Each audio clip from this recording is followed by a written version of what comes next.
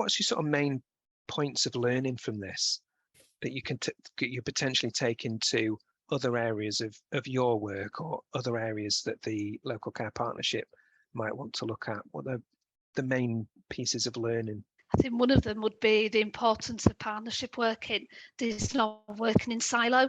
Yeah, simple as that really.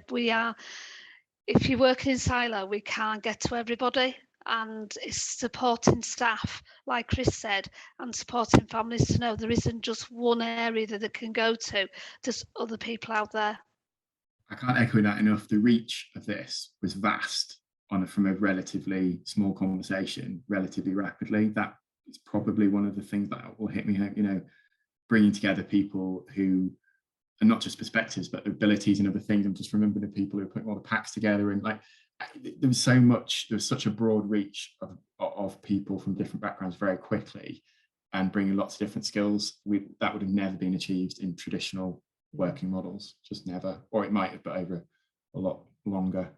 You know, somebody, I think it's only about 2 weeks ago, so there's Legacy here, was telling me about one of the, I don't know if they would call themselves community ambassadors, but certainly somebody who works in an environment where women go alone, and they were able to flag a specific incident of domestic abuse and help and support that person to finding safety. That was only a couple of weeks ago, because that person now had confidence and ability to do that. And I think that's, you know, that's what I always remember, even if it's one person, you know, it's such an amazing thing. And that is a very distant person from the initial conversation that we were having about what we could be doing. Just that, it's not really wildfire, it's just being open and allowing people who really want to help and support it to be able to come in and share their gifts and their time and energy as well. Yeah. And how does that make you feel, that after, you know, several months has passed, that, as you say, that legacy is still there and you're hearing about it? How does that make you feel?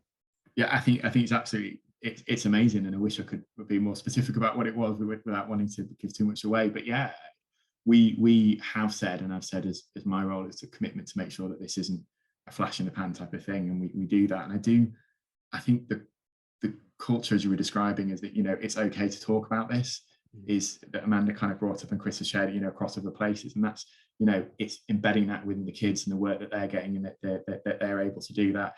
It's enabling, you know, the toxic masculinity that Chris was talking about in the streets, where it's okay to talk about how that's affecting them, and having that cross-societal approach to that, so that it is culturally, you know, not that violence is culturally normalized, but being able to talk about its effects and how to get support is normalized. So it's not hidden away, which, you know, as Chris was saying, it's a difficult conversation. It is a difficult conversation, but we absolutely need to be making it sure, you know, the other things that go on now about talking at bars, safe words in bars, and all those other things that are starting to come together as well. We've got kind of a Seacroft version of that really emerging and developing. And again, this is the beginning, not the project. This is the beginning of it, really. And have you shared any of this learning across the city, across the, you know, the wider city? Yeah, I'm now involved with some work that's going on in Middleton now as well. Just being able to share some of the practice that we're doing, or being able to bring in some ideas, and that's just one area. But there are other conversations, Manston ward, we've been able to have conversations there. So it's about sharing good practice as well. And one of the things I found is that it's not just being reactive, we're not just dealing with what's going on now, we're doing a lot of the preventative work as well that will hopefully support impact in the long term. What might you have done differently, or, you know, even better if, what would we have thought about for this particular project? We were discussing this today from Amanda, I think, with Rachel, and it's really, sometimes in this kind of work you always think, have we, you know, how far do you go? And it's a difficult balance, you know, how shocking should we be, what kind of campaign should we launch? And, you know, the white ribbon raises awareness, is it enough? Is it, you know, I don't have an answer to that. I just say I think it's something that's worth reflecting on, particularly when you're working on such a local level. You know, highlighting these issues on a local level can also obviously could be a bit destructive. So there's a real balance there between how we promote, how aggressive we are in that, if you like. Yeah, and I honestly don't know the answer, but it's something I often reflect on, particularly when we've worked on topics like this. I think maybe just having to think about, we have had a really far reach, it has been amazing, and maybe that happened because but maybe having to think about other stakeholders as well in a greater diversity. I mean, we did get that, saying that we've got an amazing diversity, and we did, but I do wonder, could we look at that, and maybe we should look at that as the next thing. Are there other people that we're not, just thinking back to those original conversations about we don't see, from one of the organizations, we don't see much of that. I was thinking, wow, are there other organizations who haven't engaged in this work because they don't think that they are somebody who should be interested, or could support, or this is affects them. So that was, I guess that's my only thought, that perhaps, but again, would it change the way we did it? Probably not, just that maybe we should now be thinking about that. Yeah, fair enough. And are there any particular next steps for this project, or it feels like it's still there, you're still doing awareness, you're going to link it into the White Ribbon campaign, so does it just keep going? Are there any particular any particular next steps for this?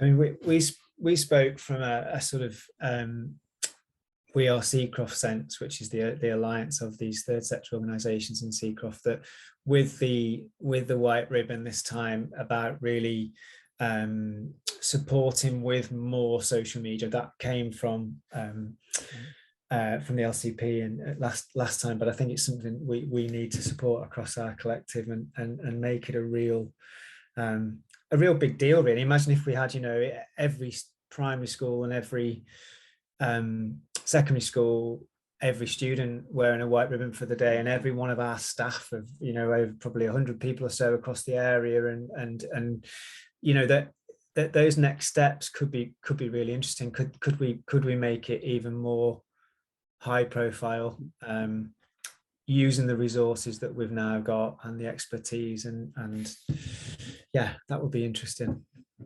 Anything else that you want to tell me about this particular project before we wrap up? Can I just say some thanks? And I think she'll know who. Chris, can I call her out by name, do you think? Yeah, absolutely. Yeah, there was a real driving force in this, and I keep thinking that that's possibly one of the things that we need to consider. We will be forever indebted to Anna Mesovic, who was a real catalyst and energizer and force of nature for this project. And it got as far as it did because of her. And whilst everyone was important to it, she was very important to it. And I'd just like to thank her and wish her well in everything she does. Thank you. That's really kind. I will pass that on, definitely.